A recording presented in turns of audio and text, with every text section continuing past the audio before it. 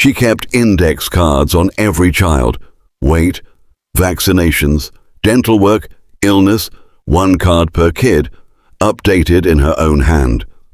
America remembered her as the rosary in the front pew, the woman who buried 3 sons and never publicly broke. But her second son described a childhood in flatter, colder terms. In one widely cited account, he told a friend his mother never held him. In February 1920, when he nearly died of scarlet fever, his father sat with him at the hospital every day. His mother was elsewhere. She outlived him by 3 decades and spent them shaping how the story would be told. This is the version that survived. To understand it, we don't start with the funerals. We start with a wedding that was really a punishment in 1914. Part 1. The Daughter. The cards are real.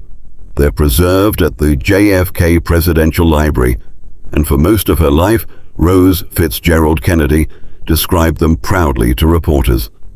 It sounded like competence. A woman running a household the way her husband ran money. What the cards never recorded was who was in the room when the illness happened. To find out why, go back to a decision made for her at 16. Rose was the eldest child of John Honey Fitzgerald, Boston's singing, glad-handing mayor. Her mother avoided public life entirely, so young Rose became the substitute, the one on stage, the one presented to a U.S. president at 17. She was sharp enough to finish high school at 15 and win admission to Wellesley. She never enrolled. Her father redirected her to a Sacred Heart convent, then to a strict convent school near the German border. Boston's Catholic archbishop reportedly worried that a mayor's daughter at a Protestant college would embarrass the family. Rose was told the choice was for her own good, and she agreed with that explanation publicly for most of her lifetime. Only near the end did she call it her greatest regret. The lesson landed early. Her intelligence mattered less than the family's image, and the correct response was to say she understood. A second lesson arrived in 1913. Her father, running for re-election, was consumed by a scandal involving a cigarette girl. A political rival announced a mocking lecture series, and the whole city understood the joke. Fitzgerald dropped out of the race and blamed his health.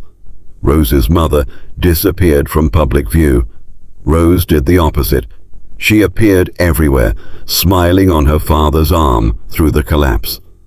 She later described the family's approach to scandal in 4 words. These things happen, and you don't discuss them. She was 23, and she just watched the technique succeed. Part 2. The Marriage. By then, she'd loved Joseph P. Kennedy for roughly 7 years, mostly in secret, because her father despised him. Joe wasn't poor. He was Harvard-educated and rising fast. But Honey Fitz didn't want any man pulling his daughter off the stage he'd built for her. So the courtship became a quiet conspiracy. Secret meetings, letters smuggled past a disapproving father. In 1914, at 25, Joe engineered himself into the presidency of a small bank and told the press he was the youngest bank president in the country. The claim was shaky. The timing wasn't. He proposed as a man with prospects. The warning signs were visible even then.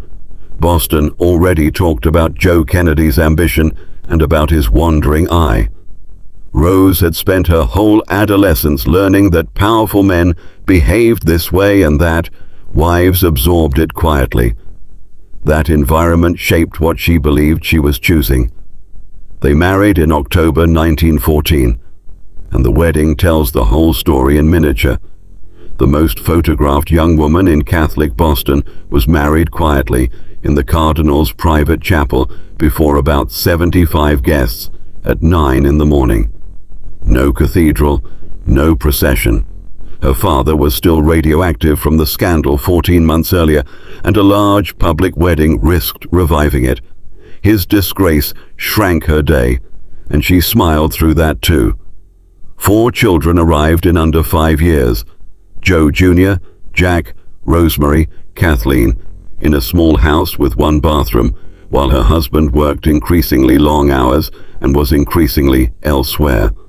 She had no independent income, no career of her own, a faith that treated marriage as permanent, and a father whose political identity rested on the appearance of a happy Catholic household. Part 3. The Hinge.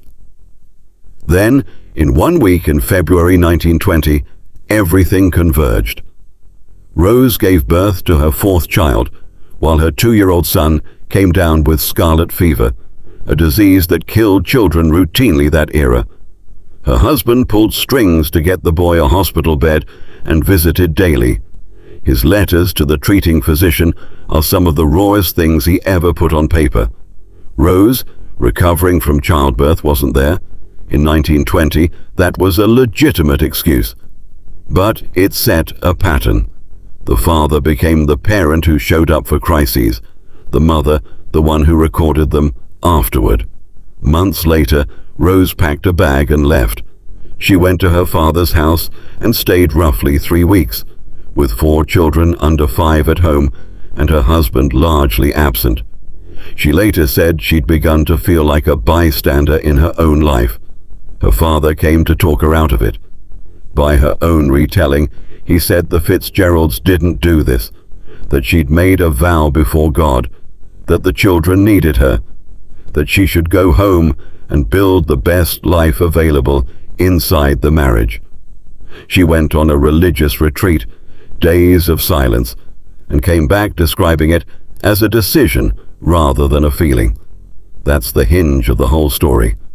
Rose considered leaving before her 2nd son turned 4, was told by the person she trusted most that leaving wasn't an option, and responded by converting the marriage into a job. Not metaphorically. She said, repeatedly, and for the rest of her life, that she intended to treat motherhood as a profession, run with the same rigor her husband brought to a bank. Part 4. The System. So look at what the profession actually involved.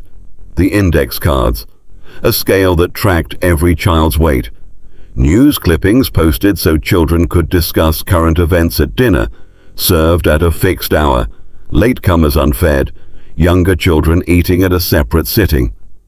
Mandatory Mass, expected fluency in the liturgical calendar. Later, when the children were scattered at boarding schools, she typed and mimeographed identical round-robin letters and mailed them to everyone. Numbered bulletins from headquarters. Her 2nd son found this funny and mocked the format in his replies. The joke lands differently once you realize that newsletter was the primary channel through which his mother communicated with him at all. It's worth saying plainly, the system worked in its way. Those children grew up verbal, competitive, well-informed, and unusually poised in public, traits the country later admired. Rose built that. What the system never produced was someone sitting quietly with a sick child. And the sick child, for a decade, was her 2nd son. Chronic, undiagnosed abdominal illness, dramatic weight loss.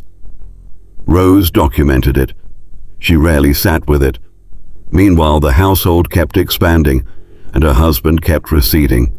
Bigger houses, a move to New York, a rented and then purchased summer home on Cape Cod, months in Hollywood running film companies.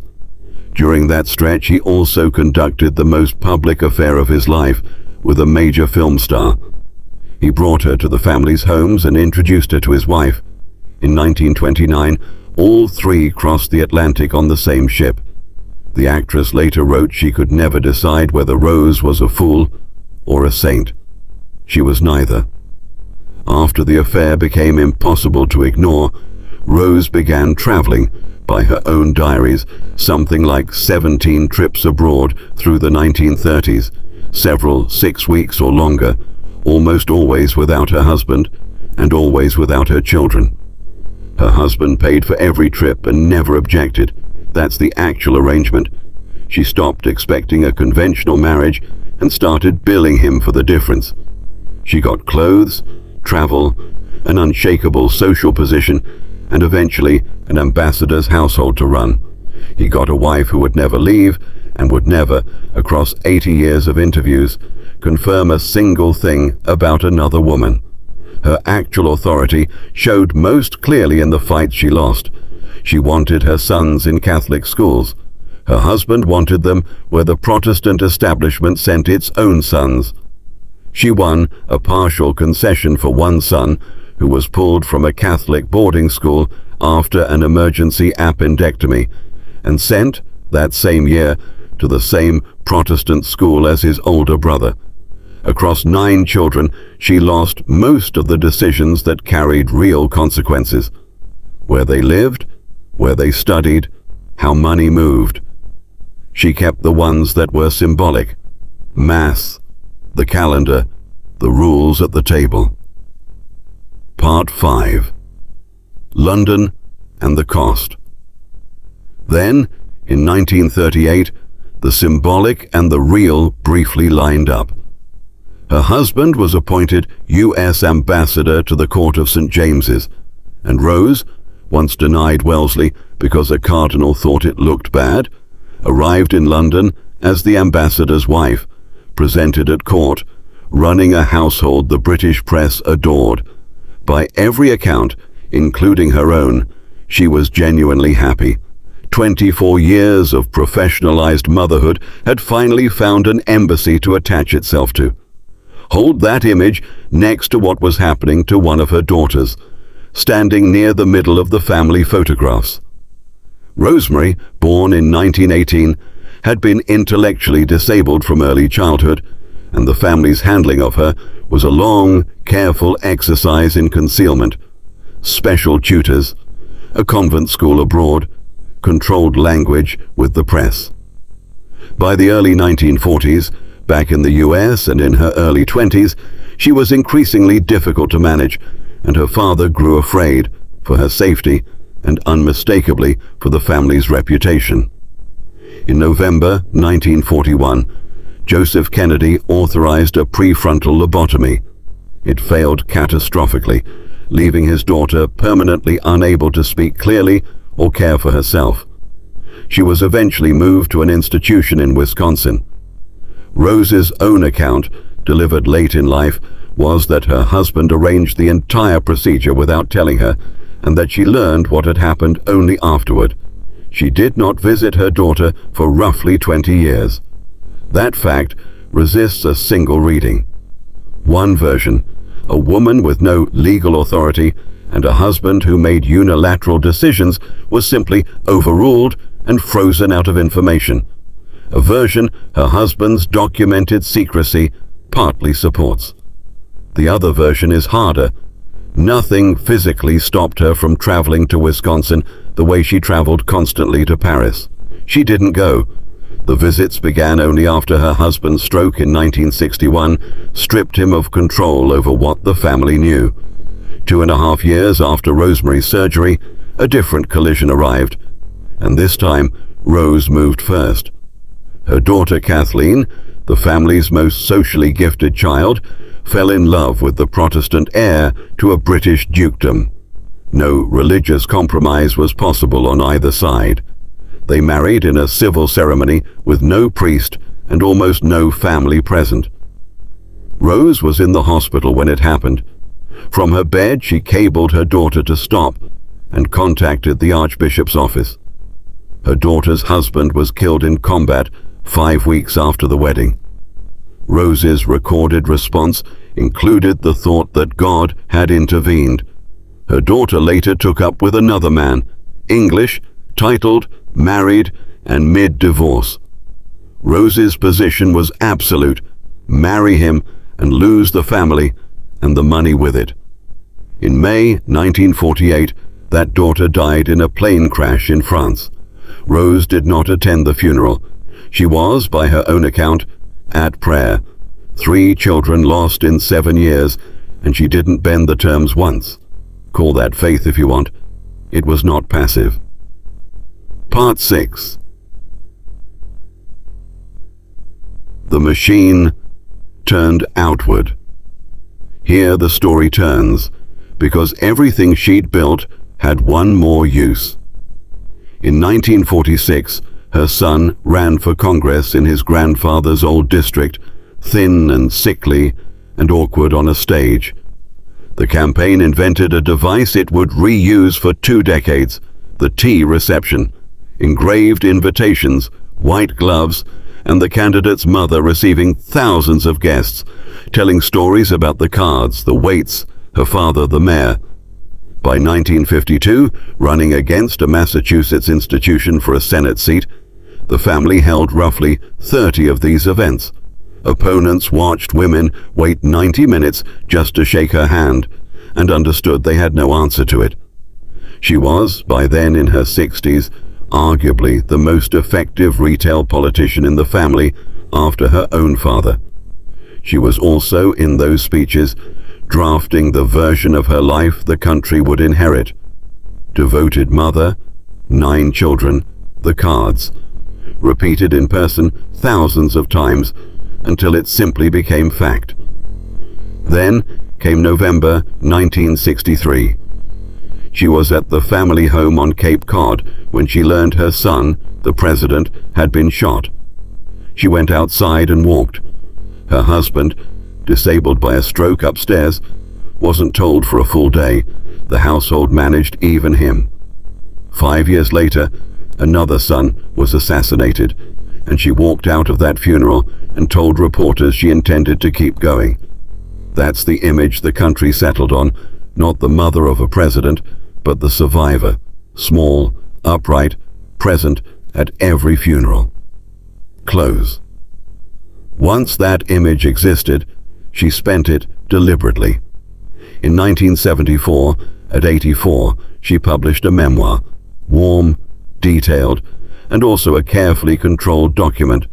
It includes the cards, the letters, the retreat, the faith. It covers her disabled daughter's story gently and compresses the lobotomy into a few sentences. It softens the sorrow of her other daughter's failed marriage. The other women in her husband's life simply aren't mentioned. Not denied, just absent. The book became a bestseller, and most later profiles drew from it. She also controlled the underlying archive. In the 1970s and 80s, the family granted a sympathetic historian extensive access to letters and diaries for what became the standard account of her early life. A different biographer, working without that cooperation, later published some of the harshest things her son had reportedly said about her, and the family cut him off entirely. His planned second volume never appeared. Parts of the family papers remain restricted today. She died in January 1995 at 104. Every obituary carried the same phrases: the rosary, the 9 children, the mother who raised a president. So go back to the cards. For 70 years, she offered them as proof of love, and reporters read them exactly that way. A woman who writes down her son's illnesses must love him. She never corrected that reading. Look again, and they're not a keepsake. They're the first entry in an archive. The same instinct that kept every letter for decades, that produced a memoir at 84, that decided which historian got the papers and which one got the door. She was a girl whose father took away her college because of how it would look, who watched her mother go silent while a city laughed, and who learned at 23 that the family story is the one asset that can never be taken from you. Everything that followed was consistent with that lesson. She didn't hate her son. She managed him, ranked below the church, the name, and her own hard-won peace. And when he was gone and could no longer answer, she wrote the account of it that the country believed. He has a library with his name on it. His mother chose what went in the boxes.